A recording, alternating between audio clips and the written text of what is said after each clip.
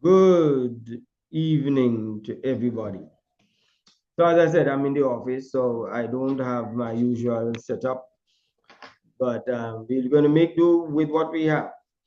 Um, Today we're talking about communication, but before we start that, is there any question anybody has from any of the previous programs that we've done? Anything you want clarified, any experience you want to share, you may do so now.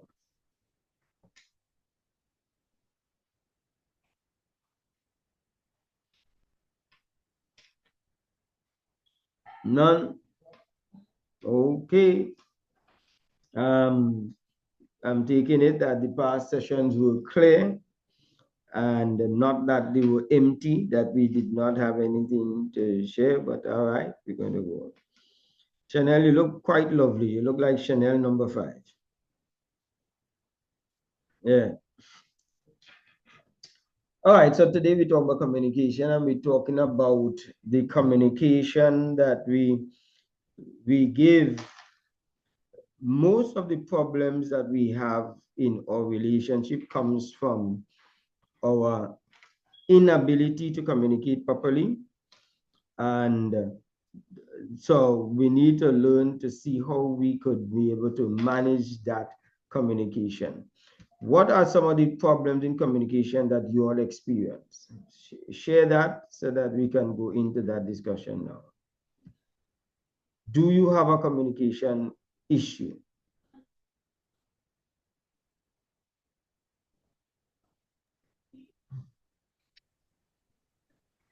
Me to my partner? Communication, yes, we're talking about in the relationship because this relationship, whatever the issue that we have, trust me, we'll have it with other areas of our lives also. It's not restricted to just one area, even though sometimes we think it is. I think I respond too quickly. I don't listen long. I don't take enough time to listen adequately. So like I figure out what it is in my head, figure out what the person is going to say, and I respond to that. Okay. All right. Who else want to share?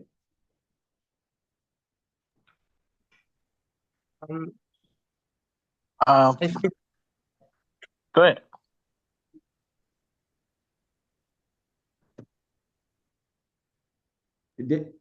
Who's going ahead, Chanel or David? Chanel. Chanel.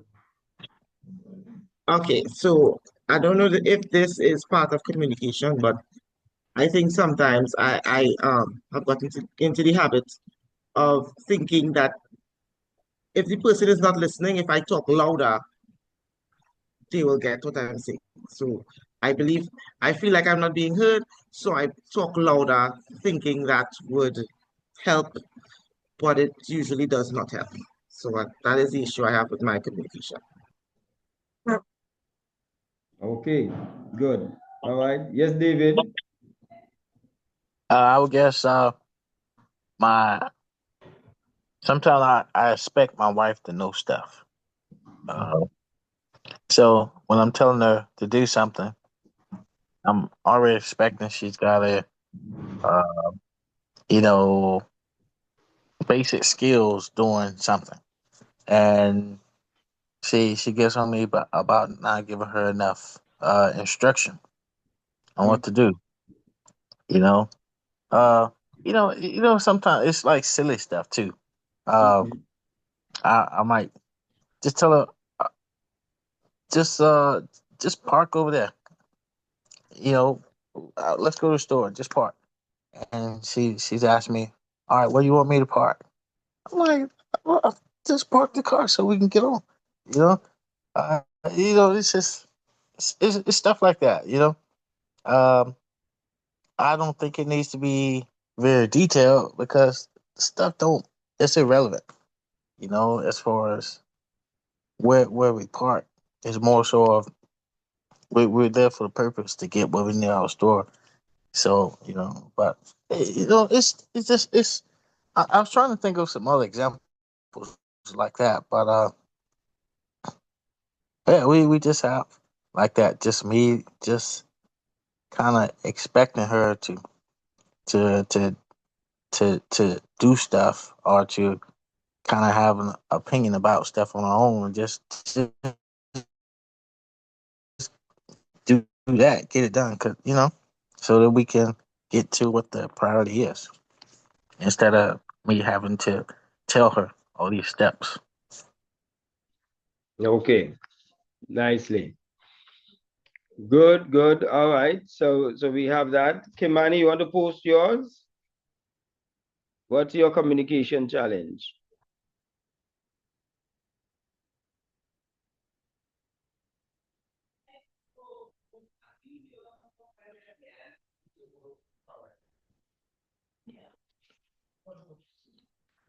All right. So while we're waiting on Kimani to post his, let me start off by telling you that communication starts with the person communicating, the person who wants to send the message.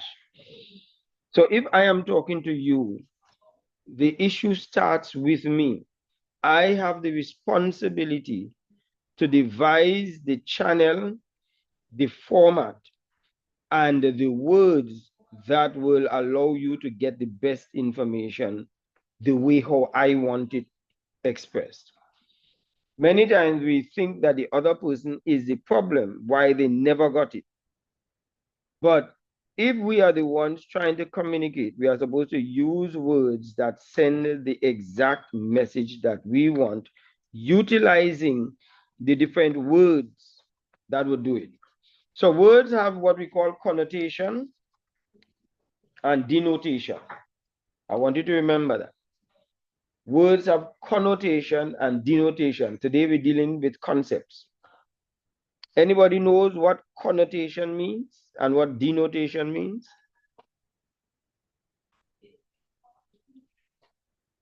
Are you talking about things said and things not said or inferred? Right along that line, but there's also a specific area of that communication that the connotation and denotation refers to. Judith, your microphone is off if you're trying to talk to us. Or you're talking to somebody else? All right. So if you're not talking to... So I was trying to figure out what the answer is. All right, share it. I was looking at the persons involved, the receiver and the sender. I was thinking of the sender. Okay. All right. Good. All right. Connotation is what the words carry as feelings, is what it connotes. So if I tell you you are ignorant, it connotes an insult. But the denotation, the dictionary meaning means you don't know. You don't have the information. You all understand that? Okay. All right. Right.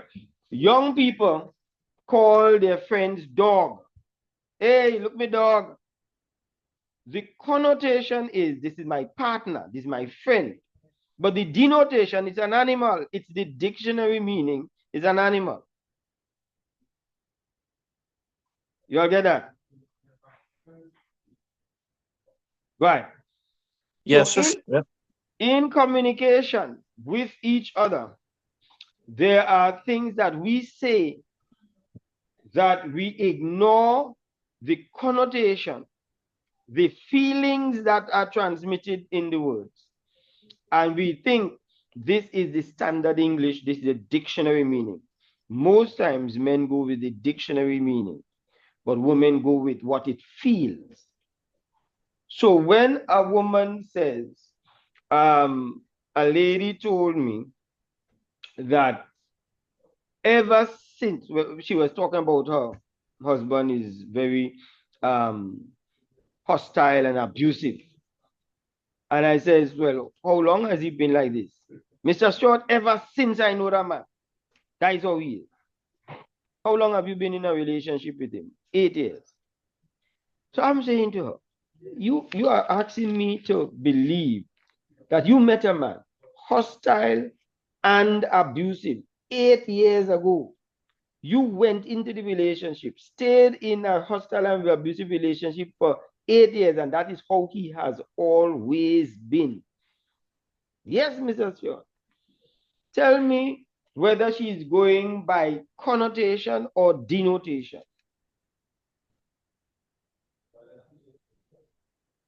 Denotation is the dictionary meaning says she has always been this. Always means never changing. Yes, go ahead. No, I would say she probably doesn't mean that. Because, I mean, if they went on the first date and he was all mean and beating her around, she wouldn't have stayed. So even though she says he's always been like that, she doesn't actually mean always. It's just for a long time. That's what she means. For longer than she wants to appreciate it. Because sometimes it was just last year, it started, out of the 8 years. So another aspect of bias is recency bias. Recency bias is what happens most recent. We usually think that has always been taking place. And we get caught up with those connotations. Women tend to now use the connotative meaning, what it makes them feel. So if they are angry, they will say things that a man takes as ungrateful and insulting because he knows that cannot be true. I just pay all this bill in this house, you don't pay nothing. But is that really, really true? So when I asked that, and I asked them to just break that down. You are saying your husband pays no bill whatsoever. No lights, no food, no transportation, nothing. He gets his salary, you never see any spent in the home. Yes, Mr. Stewart, that's what I'm telling you. And they're going down hard on it. So when you ask now, so do you all have a loan? Yes.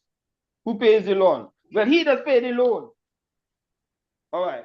So who pays for the food? I pay for the food. And he pays nothing. Well, Mr. Stewart, they don't know how to know whom they way out of it.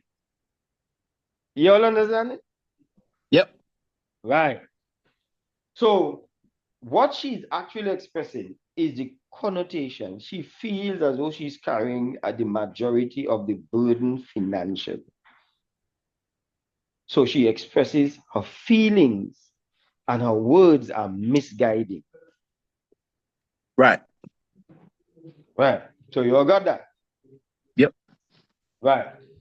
So with the man, we say some things and we carry generally the denotation of the word, the dictionary meaning of the word. So when somebody says to their wife, you are an angry woman. You are so unhappy with me. You don't see and tell me things that encourage me. You tell me things that pull me down. Now, she is looking at how that makes her feel, hearing you say that, because she's looking for the feeling in it. And you want her to take the actual meaning that you insult me, you are hostile towards me, and you say this thing, and you want her to be able to connect with those words. But she doesn't like how it feels. So she might miss the message and go into defending herself from that feeling. Are you all feeling me up in here? Yes, sir. Right. So see if we could come up with some scenarios and some examples to let me know that you all really have understood that. Think of some issues, quarrels, whether you all would have had it or other friends you have would have had it and so on, and let's unpack that.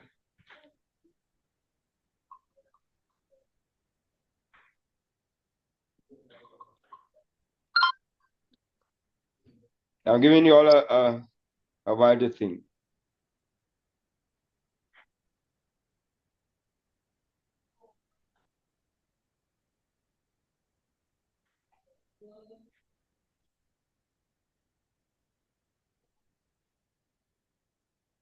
Okay. Well, I would say you if you have a wife, she says you never help me around the house.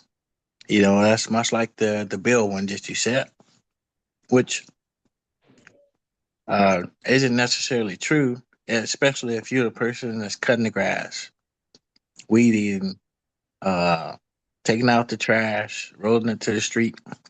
But then she can fix her lips to say, "Oh, you never helped me around the house," and it's just that in that instance, what you do might not be valued for enough, valuable enough for her to remember, even though it's a considerable portion. Um, so that's might be one example. Right. So when she says you don't help me around the house, what does a man feel or hear? What does he get from that? You just said that he felt that he's not doing enough. Mm-hmm. Right. So that takes us now to the next stage. Words carry energy. All right. Words Mm-hmm. carry energy. And there are some words that are energy charging or battery charging and battery draining. If we keep using words that draining the battery of our spouse, we are beginning the end of the relationship. I hope you all get that. Okay. If we using words that keep draining our spouse, we are beginning the end of the relationship. Now We we are may not divorce, You're saying we're but sabotaging a relationship. we sabotage in the relationship. So some people think, but me and my husband or me and my wife still together. But what quality of relationship do you have? Yeah, y'all just roommates. That's right. You are tenants in a house. So when we have a spouse keep shouting and screaming and insulting and trying to express how they feel, and when you ask, well, why do you say these things? Why do you behave these things? One of the spouse is going to tell you, I want them to see how I feel, or I want them to feel the pain that I feel. Right? But that is energy draining. And that energy draining communication method cannot work to bolster any relationship.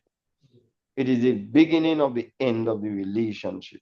You disconnect.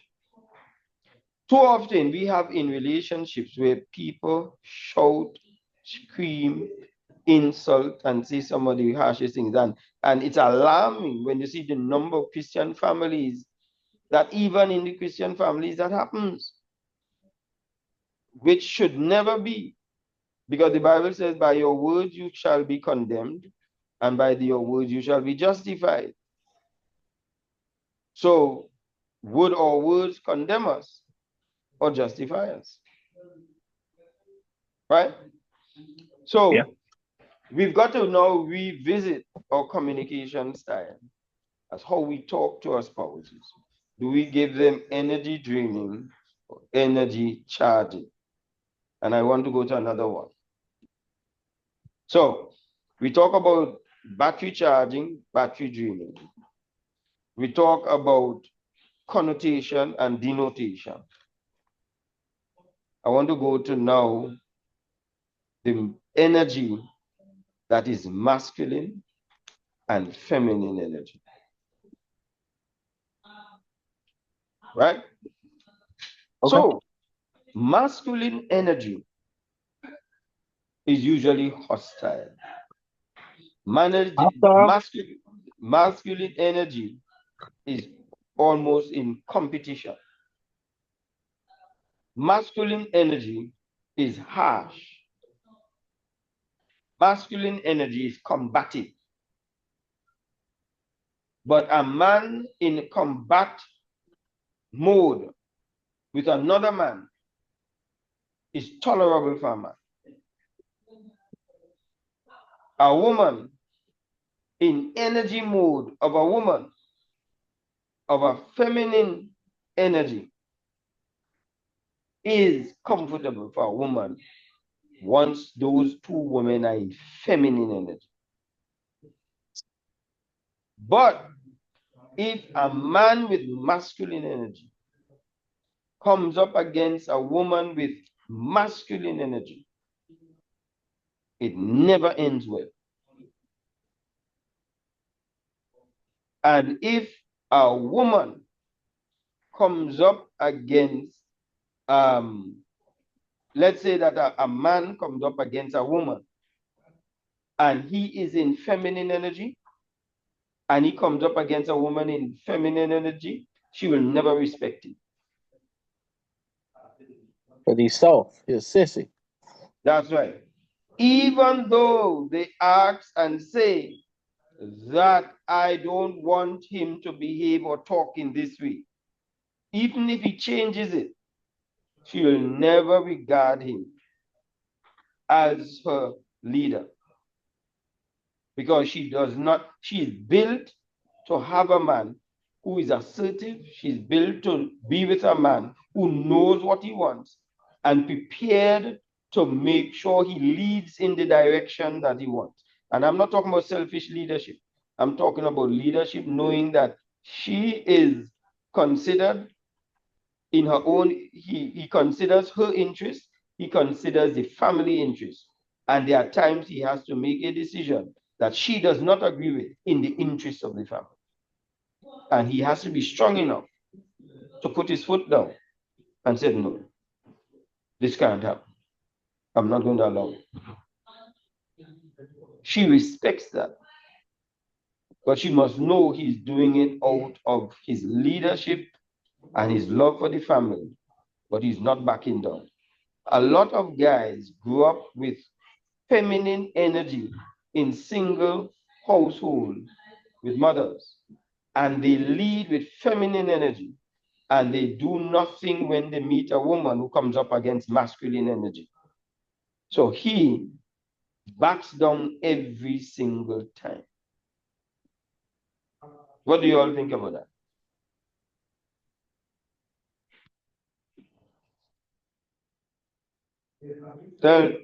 Tell me, what do you all think?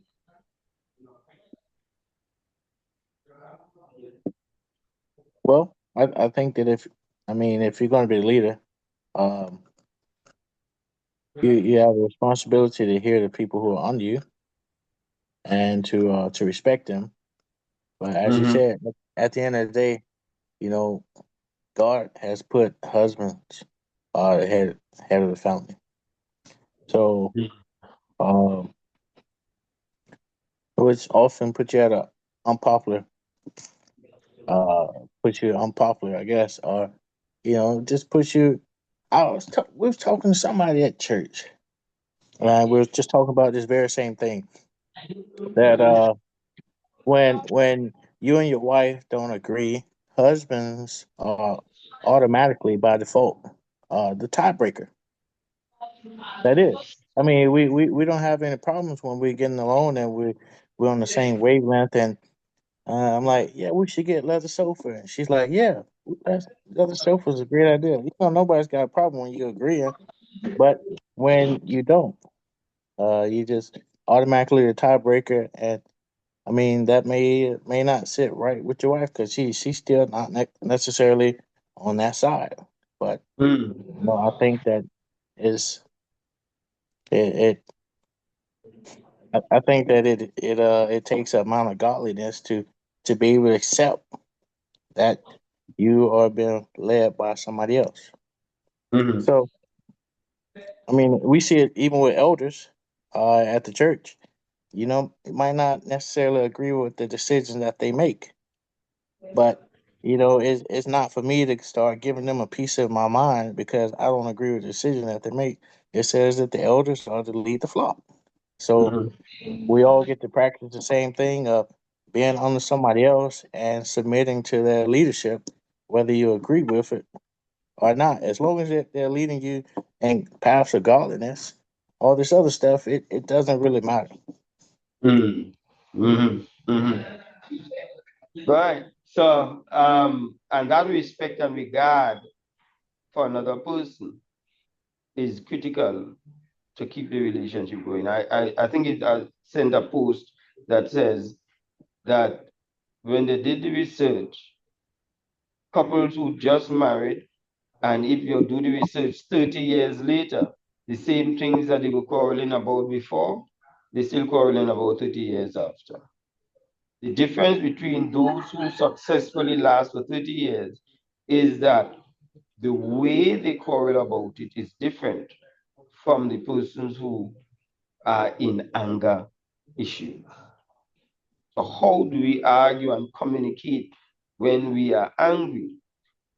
We must always be in disagreement in a way that the person knows I am angry with you now. I disagree with you now, but by George's, I still love you. You don't have to say it. They must feel it. What we do is that we are so angry, we want the person to know how angry they make us.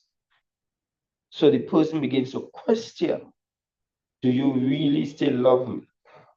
Or do you see only my errors?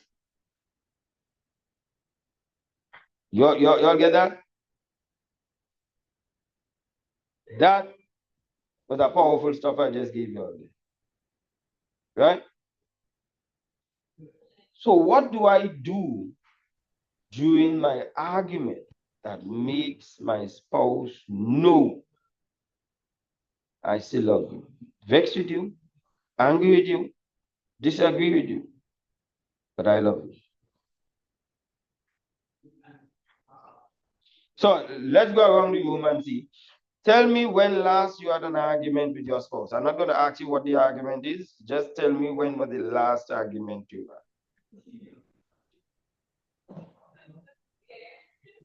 had. Last week. Last week. All right. That's one. Okay.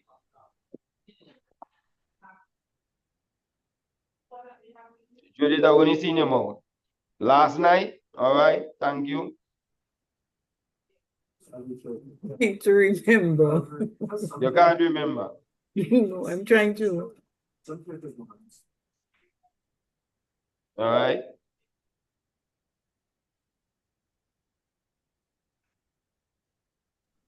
Was last week. Last week. Yes. Okay. All right. Well, David.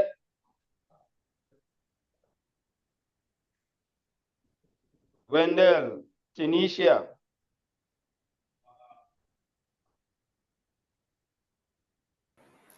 I think last week.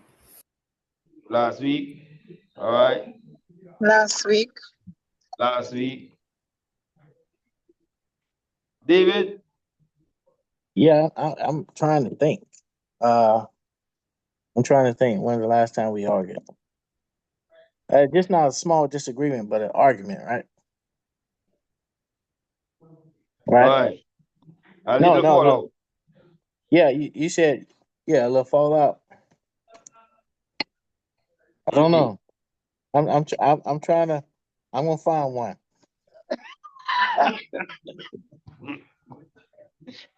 All right. In that argument, what did you feel? What were the connotations? What were the feelings you got in the argument?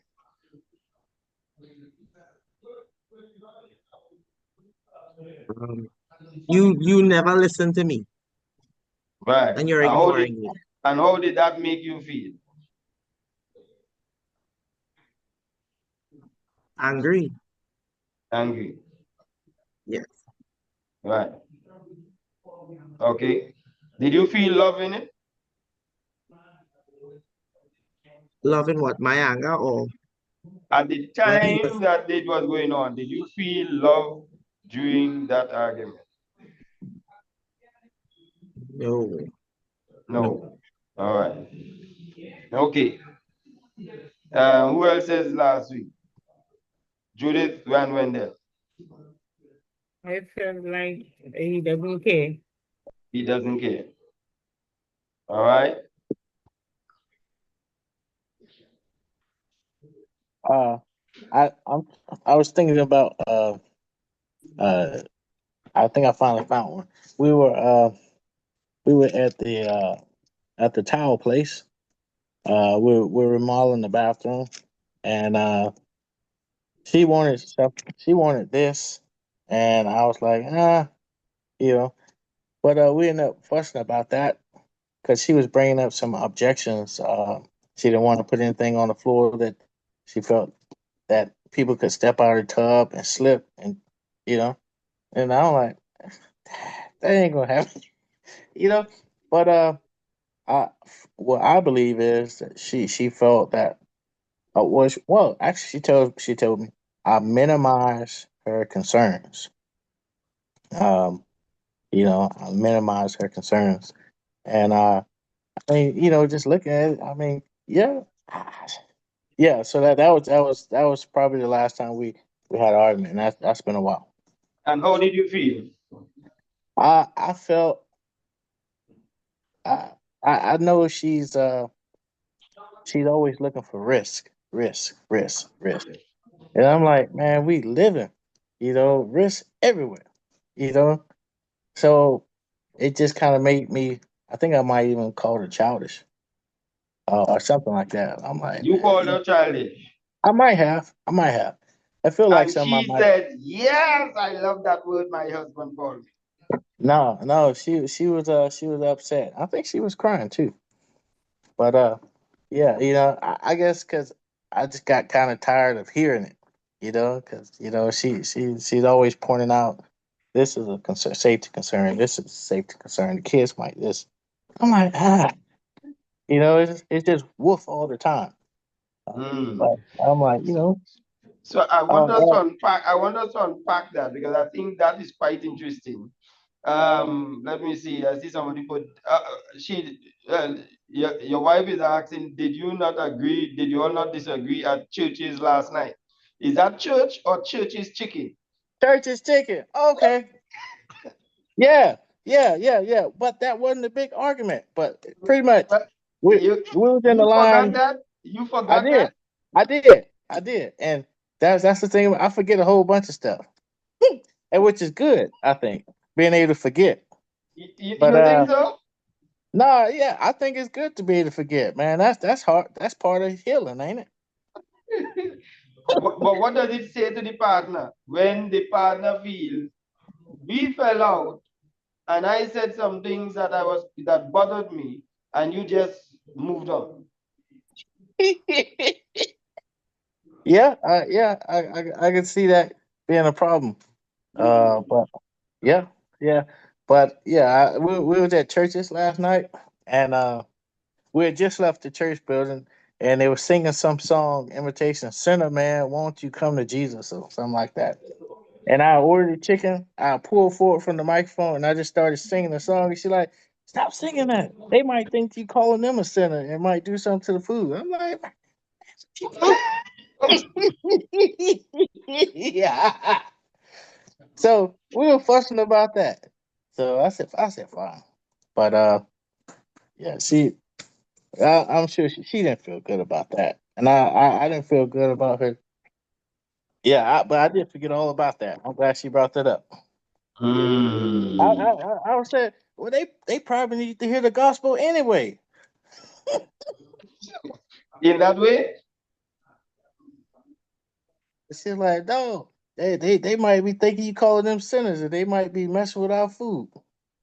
All right. Okay. All right, anybody else wants to share before we start unpacking?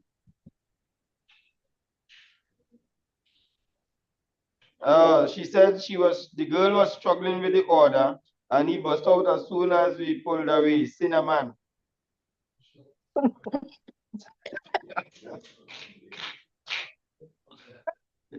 You don't want them messing with your food after you call them cinnamon.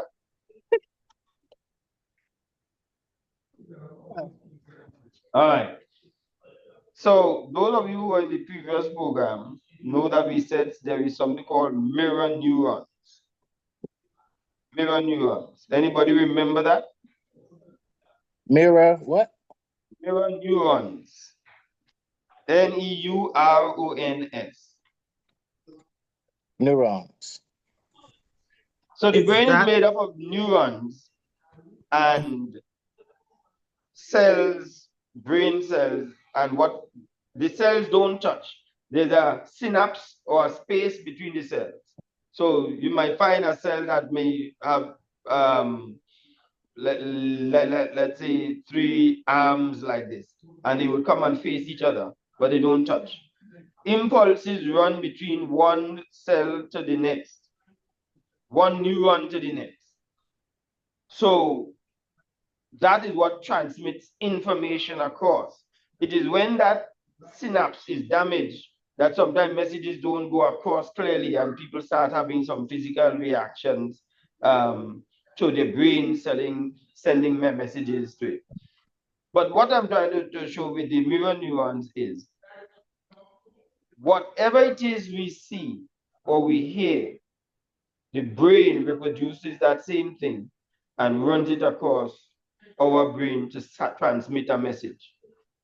If you shout at me, if my wife shouts at me when we are having a discussion, my mirror neurons, mirror is reflection, my mirror neurons will instruct me to go up an octave or 2 in my voice to answer her back. But when I go up an octave or 2, so she answers me, Michael, why you put that there?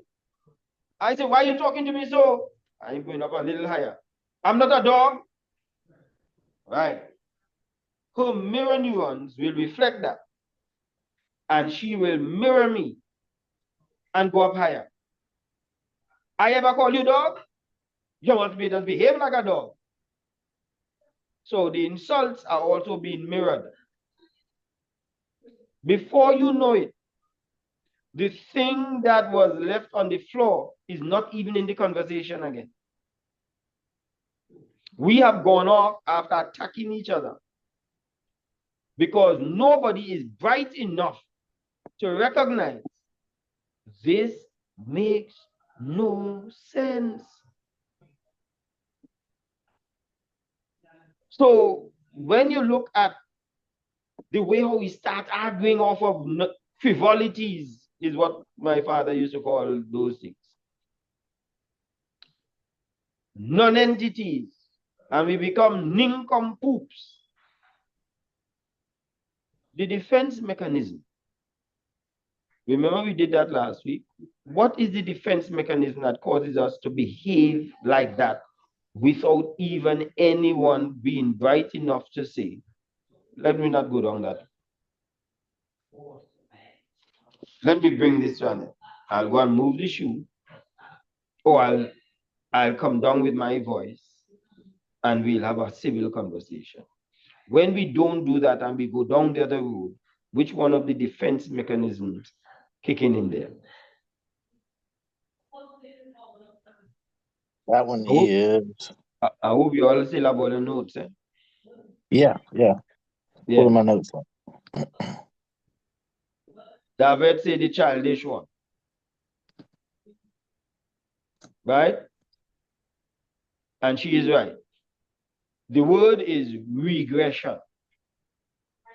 But we'll take childish because that is what regression means. We regress into the childish stage. But don't tell these two people. You might have a relative in the house or a friend in the house or somebody trying to tell them, all of them behave like that now. They will they don't see sense in what that person is saying.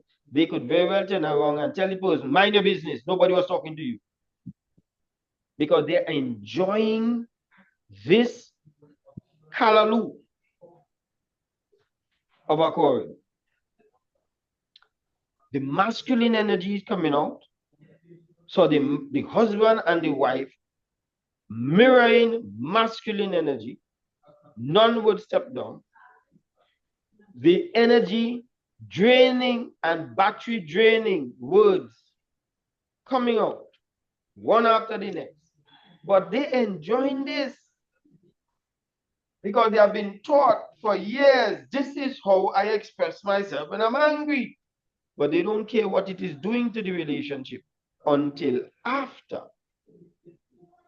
they've settled down. Then they ask, when they start to feel battered and bruised about what their spouse told them, and they sit back, I don't know anybody who sits back after a good quarrel and say, ah, yes, I will enjoy that one. It was nice. You feel beaten, even if you won the battle of who could insult who more, and you won it, you still don't feel good. You feel lousy. You feel ashamed, but too ashamed to go now and say sorry. So communication issues are severe. So the mirror neurons selects the worst behavior to mimic in people who are immature,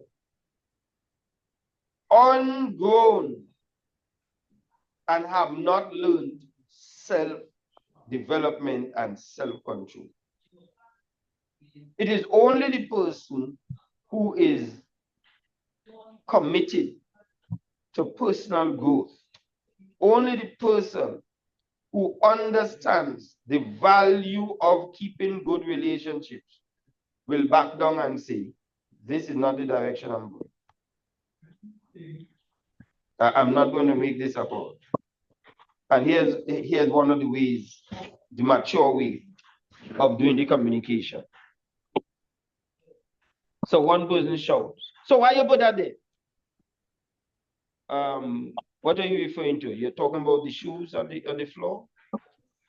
You're maintaining your voice. Yes, that is what I'm talking about, stupid. You hear what they carrying it? Ignore that word. Because our thing is to go down the road now, who you're calling stupid.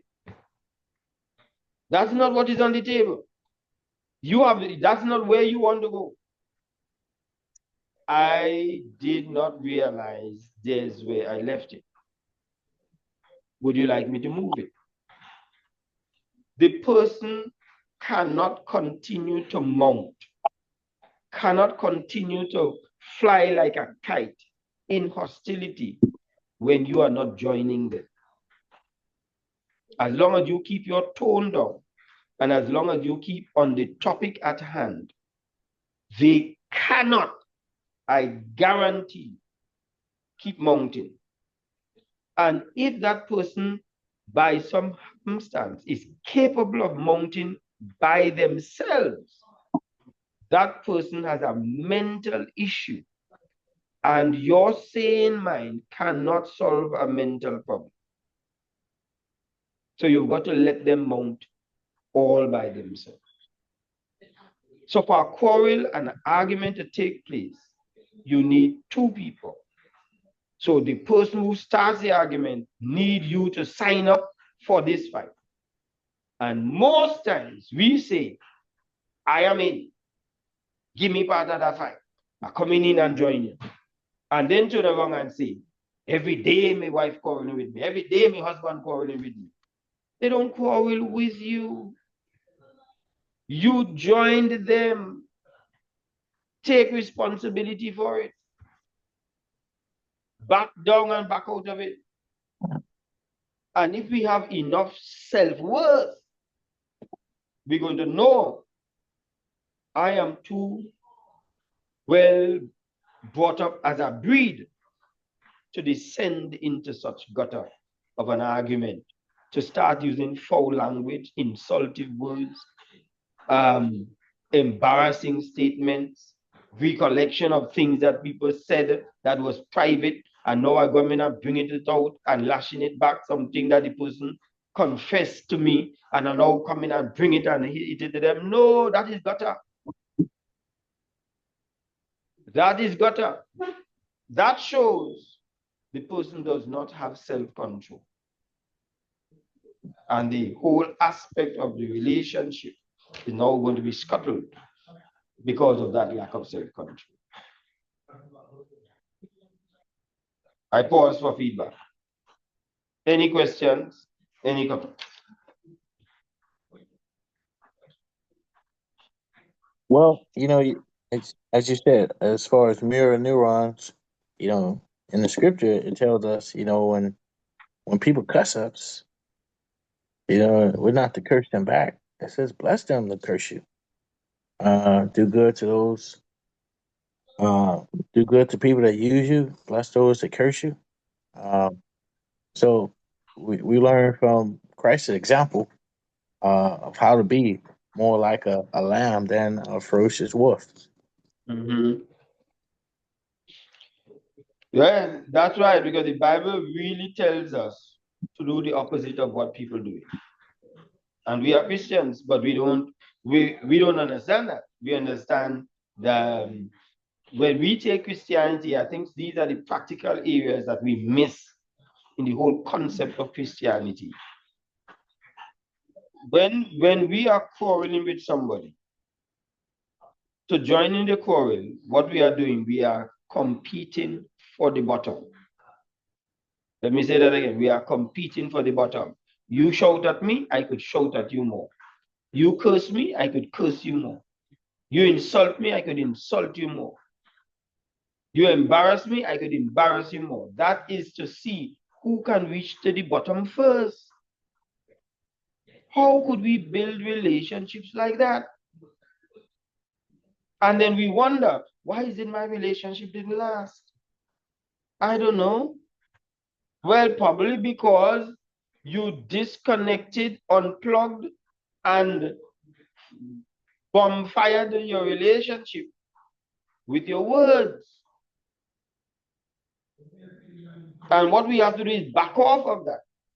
Because long after we have said sorry, long after we have also looked at ourselves, the person is likely to remember the feeling, the connotation that they got from it. Yeah. Yes, Wendell, you are right. Most times we respond to the way we feel more than the reality and the truth. Absolutely right. Yeah.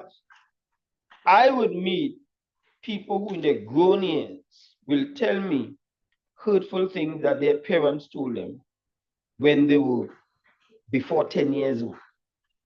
And they are now in their 50s, 60s, remembering that with pain. Yes?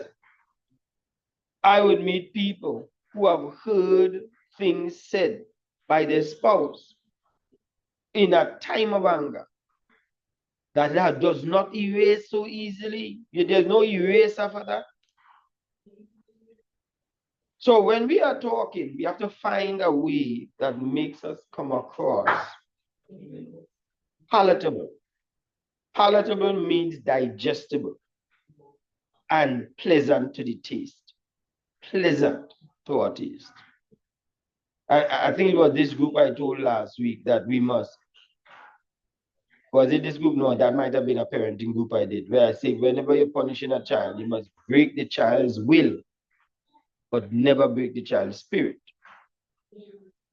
And sometimes we break people's spirit. Did I see your hand up, Chanel? Okay. All right. Any questions? Yeah, I was just gonna say that perhaps when we respond in anger, when somebody's speaking to us angry and we mirror that, could that be a moment when we are not being sober minded? Yep. We are, the fact that we are going to respond to that means that we are responding to our feelings, as what Wendell said. Because what bothered us happened to be what the person said. And because we are not comfortable with what they said. And let me say this, anger is a warning light. Anger is a warning light. The warning light tells you your car needs servicing, the brakes is bad. Recently, a warning light went on in my vehicle. I never saw that warning light in my life.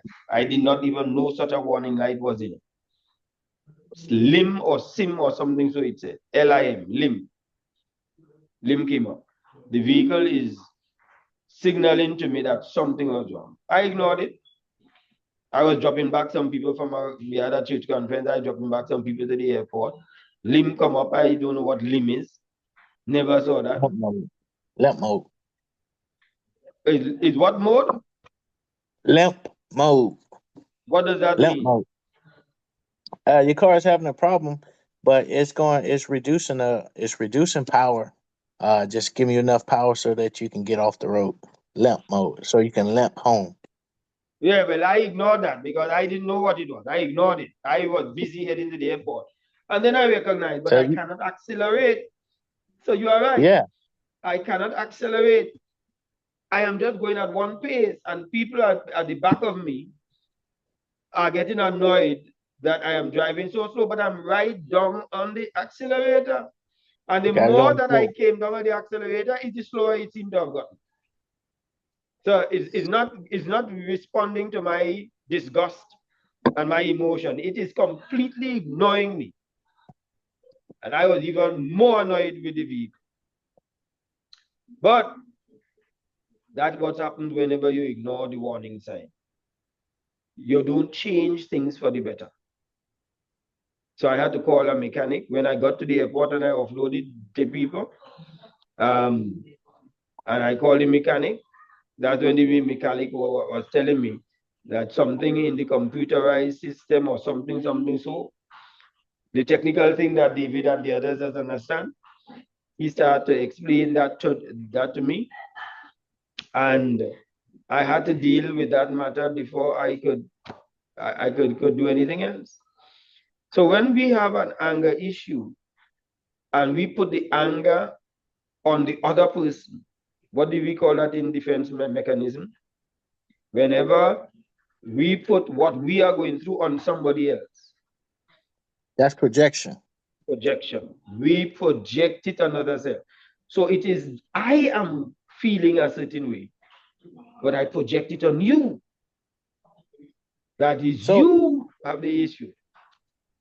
So me projecting it on somebody else and not dealing with the issue in the car does not help me with my situation with the vehicle. Yes, David.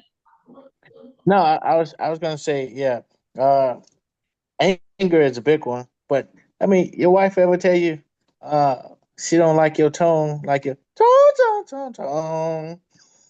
She said, "Why you say it like that?" I'm like, "Say it like what?" You know. Uh, so we sometimes have problems like that. I mean, I didn't say anything bad. She just said my tone is bad. I'm like, tone. Mm, all right.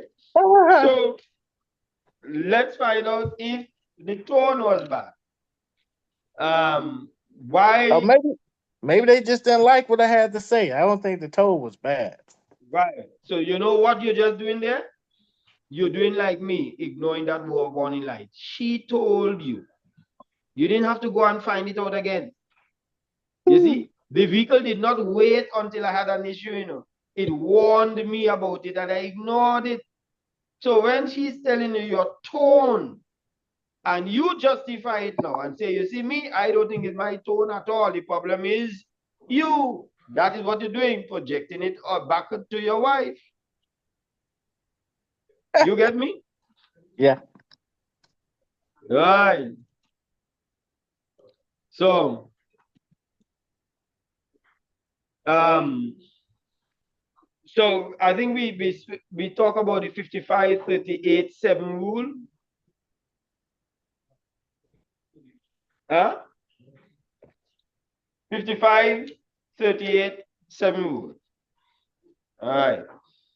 I realize I have to go over quite a bit of some stuff with you.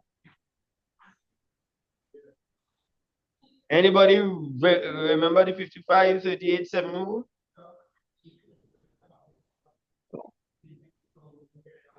Judith? I remember the Johari window. I don't remember. I remember the defense mechanism. I don't remember that 55 rule. Okay. Let me give it, because she said your problem is your tool. So let's hear. Communication consists of the 7% of the communication that we give to people is words.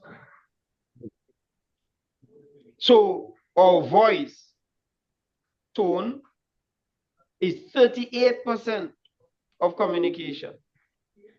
And our body language, the way we fling we hand and the way how we do we face and so on, is 55%.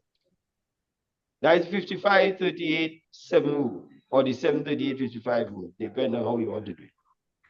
Yeah? And this is a proven fact. So she's telling you 38% of what you just told me, I don't like. And you are telling her, listen to the words, which is 7%. But you ignore the fact that she just helped you. And that's the thing in quarreling. That is the thing in communication. That is the thing with arguing. We don't listen to what the person during the argument telling us what our issue is. We ignore it completely. This is why the Bible says, be quick to hear, slow to speak, and slow to anger. Those people who practice that, quick to hear. Oh, she said my tone. Oh, I'm sorry. I mean, I should not have said it like that. I should not have said it like with such harshness and so on. I mean what I said, but I should not have done that. That is someone who recognizes they listen quickly, slow to speak. But here's the speed that we speak. So what's wrong with my tone? You hear your tone does be worse. That is quick to speak. We haven't learned nothing from that conversation. That conversation did not benefit us one squat. So we remain as we are, even after hurtful quarrels. And anytime we do not learn from our experiences, we are doomed to repeat it. That's why another quarrel is around the road, coming again, and we'll be quarreling about the same thing. Every time Michael talks to me, he does always talk to me as I'm a dog. That keep coming. But if I listen, she does not like the way that I come across. So I will tone myself down so that I don't come across like that, so that she'll get chance to hear the words, the 7%. Because 38% of my tone was blocking it. My body language. You see? So the woman who watches the man with a cross eye, she's vexed with him, but too vexed to even answer him. And priding herself that I didn't answer him, I didn't say a word, but the cut eye meant to watch him to say, you such a silly, low down, sad excuse of a man. He heard all of that with the cut eye. Yes? And you wonder, why is it my relationship not working properly? He wonders, why is it she does not seem to talk to me, but she talks to all of her friends, and she laughs with her friends, but she doesn't laugh with me? Probably because I'm not a person that she could laugh with. Yeah. This is the last session, people. So I'm giving all a full blast on this one here, because And after this, I don't have to face all that again next week. Yeah? So remember that 55, 38, 7. Tell me, people, who can tell me back what 55, 38, 7 is? 7% is words. Right. 38% tone. I didn't hear that. I didn't hear the second part. I said 38% tone. Yeah. Mm-hmm. 55 And body language. body language. 55% is body language. Yes. That's right. So most times we quarrel using plenty words. Plenty words, and it making no sense. When if we just sit and listen, silence speaks loudly. But you're listening with intent to understand. It's not that you just keep saying nothing. Listening and hearing is two different things. So you want to understand what the person is saying, and you're giving them feedback. That is loud. That's very loud. And so let's cut down on the words, and let's start to use the tonality and the body language and all of that to be able to send our messages across. So let's start using some of that as our example now. So I'm quarreling with my wife, and I'm angry with her. I touch on her shoulder, and I say, honey, you know, sometimes when you talk to me, just talk to me as though you are the man in the house. But my hand is resting on her shoulder. Listen to the words, eh? Honey, sometimes when you talk to me as though you are the man in the house. My hand is resting lightly on her shoulder. Compare that to, you know, you just talk to me as though you is the man in the house, and I never touched. And my tone is hostile. Tell me what two messages, what would be the difference in the messages that she'll get?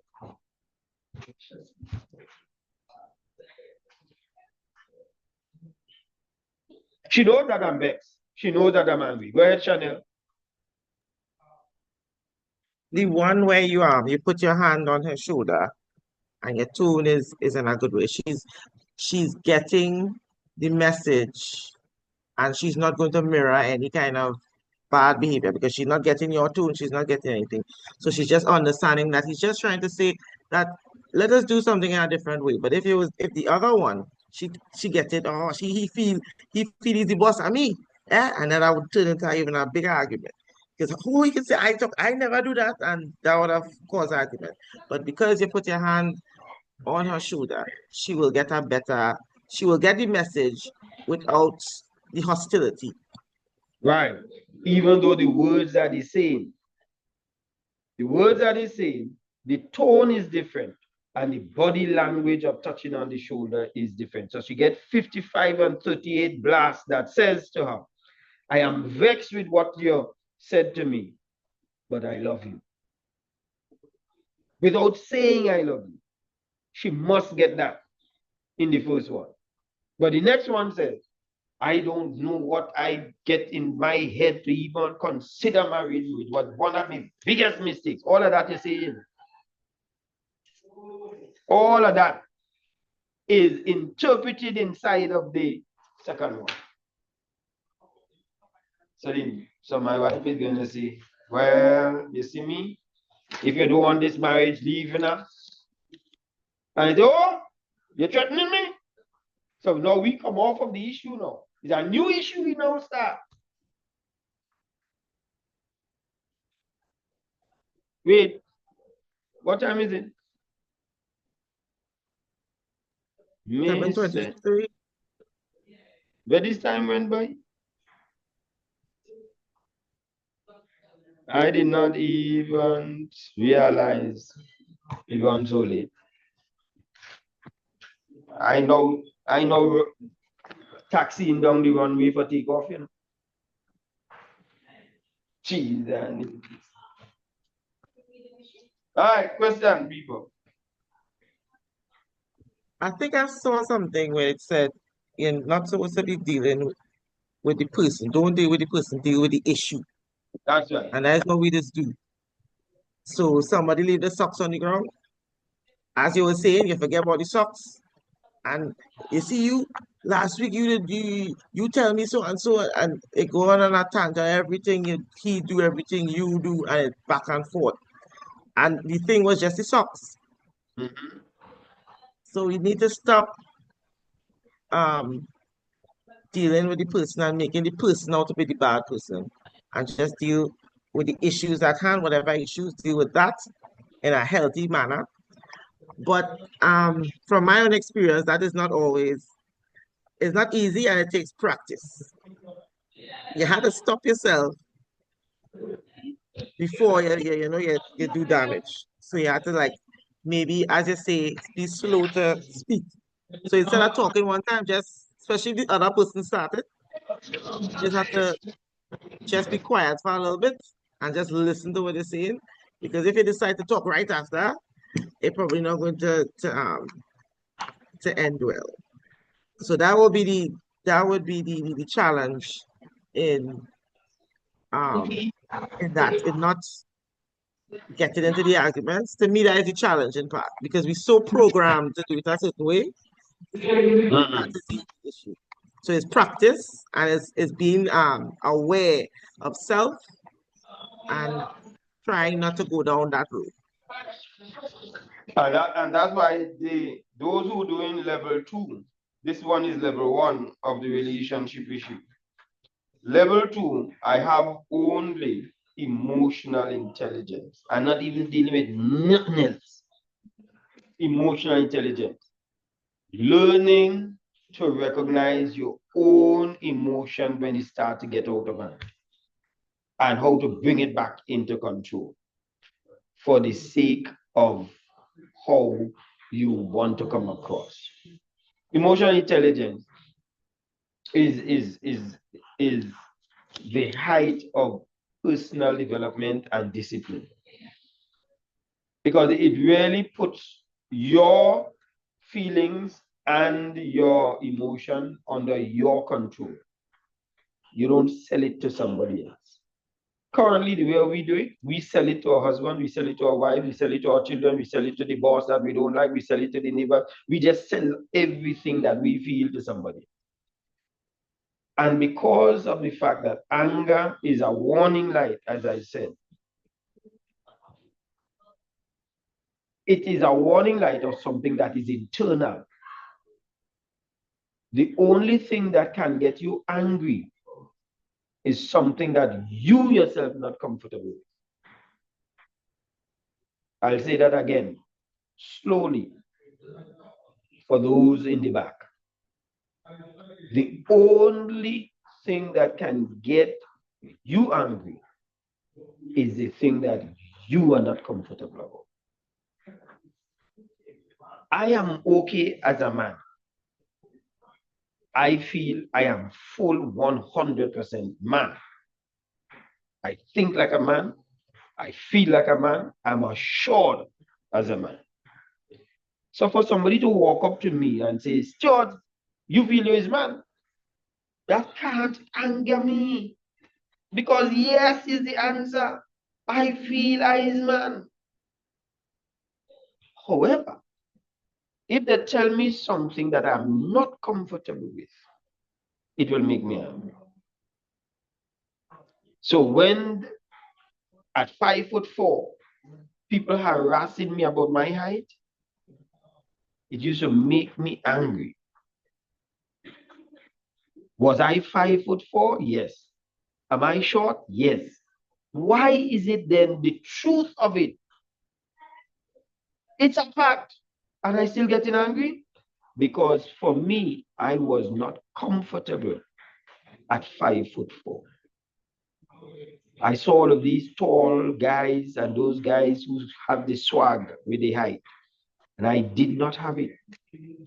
So it was easy for me to get angry when people heckled me about my height. They called me Little Jesus, Small God. There was a milk drink that come out called CC Mel. They used to call me CC Mel. It's a small drink. You understand? I used to go home angry, go home upset, don't want to go back to school. Parents ask me, why you don't want to go to school? I don't like school. It's not that I don't like school. I don't like what I'm meeting in school when I get to school and they only harass me. So it's when I started to understand what angers you is what you're not comfortable with. When I became very okay with my height, I am Little Jesus it is, not small Jesus. Little Jesus. Yeah, because I used to go to, they had this thing that you use ICF, inter-Christian thing and so on. So they always know me to be this person pushing Christianity and so on. They used to call me Little Jesus, Small God. Yeah. People call me Zacchaeus. All kind of things they call me. You think people easy? But when I'm okay with it, I make jokes about my own height. Because I'm okay with it. So the next time you get angry, I want you to ask yourself, why did that make you angry? And I guarantee you, if you search 3 questions deep, you'll recognize you got angry because the thing that you heard the person say about you, or what the person told you, or what you felt, you did not feel comfortable with it. You had a problem with it. So you'll need to ask yourself, why did it bother me that much? And is it something I could now become comfortable with? Yeah? So, and the more that you get comfortable with things, every time something gets angry and then you become comfortable, it's fewer things that people could say to get you vexed. Very, very few things that people could say. Yeah, and I usually things that happen now, I try to say, okay, this is one more thing that I need to overcome in my life of knowing, hey, Mike, did you hear what so-and-so said about you? Boy, that thing that bother me so much when I hear them say that you said so, you behave so-and-so, you did so. Yeah, is that so? Yeah. Yeah, and that's something. I'm moving on. You see? We have to make fewer things bother us. And once we get to that point, anger becomes a small part. I'll end with this one here. Anger deposits cortisol into our system. For those people who get angry easily and often, into your system is this chemical that stays long in your system that predisposes you to a number of illnesses.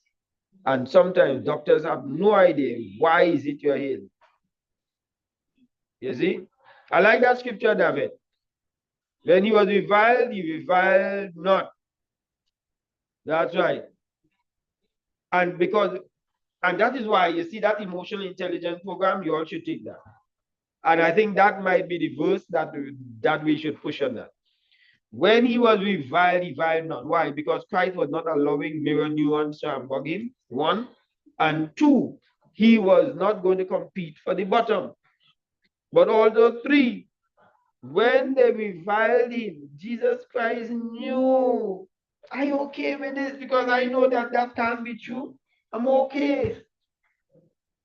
But he was at a lamb when people directed bad things towards him. You see? So when you get to that point, you can afford to be easy. Take it in stride. Yeah. So if you all are interested in that emotional intelligence program, just hit me up. Hit me up a message. Chances are it will start at the end of in June, the end of July after we come back from annual Caribbean lectureship. We're going to start that one. But we're going to start registering people for it from. All right, man, people. Talk to me.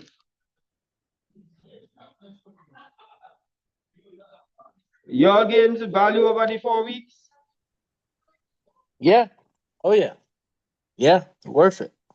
Great. Yeah. It was worth it just to hear little Jesus.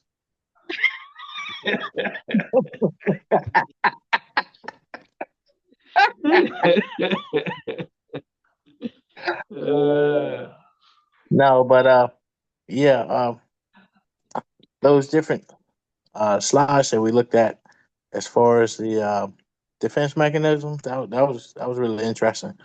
Well done. Just seeing how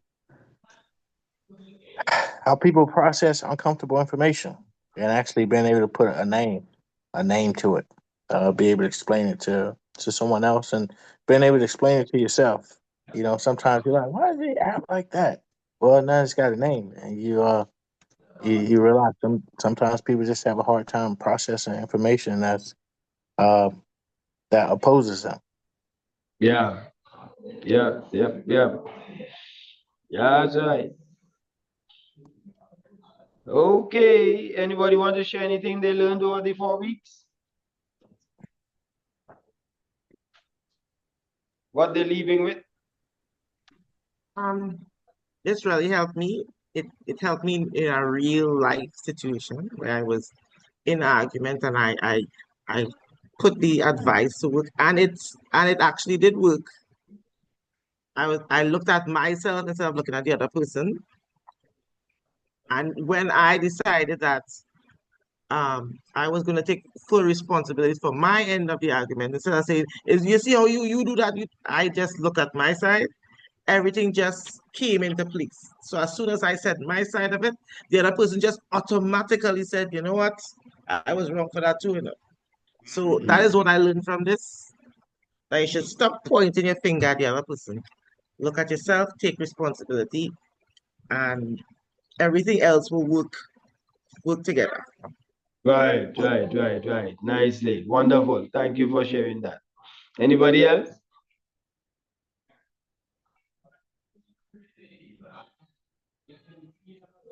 I have some form of control over how interactions with my partner will turn out.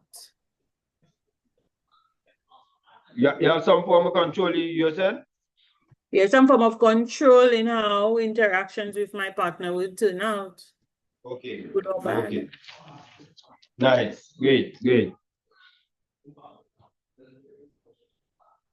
All right. So that brings us down to the end of our session. I want to thank all of you all. I think you all have been more or less consistent over the last 8 weeks, and we appreciate that. Not 8 weeks, 4 weeks. Sorry. So we appreciate that. And those who could not make it would have normally messaged me, and that's why I feel okay to just send the recording to the chat for those who would have inadvertently missed the session. All right, so let's end with a word of prayer this time, and then we bid you all goodbye. Father in heaven, thank you for today. Thank you for these wonderful people who see the value in personal development, improving themselves from one stage to the next. Pray that God you bless each relationship and those who are not in relationships, every potential relationship that they enter into. Help them, Father, to go into it more mature, more settled, and more educated and informed, Father. In Jesus Christ's name we pray. Amen. Okay.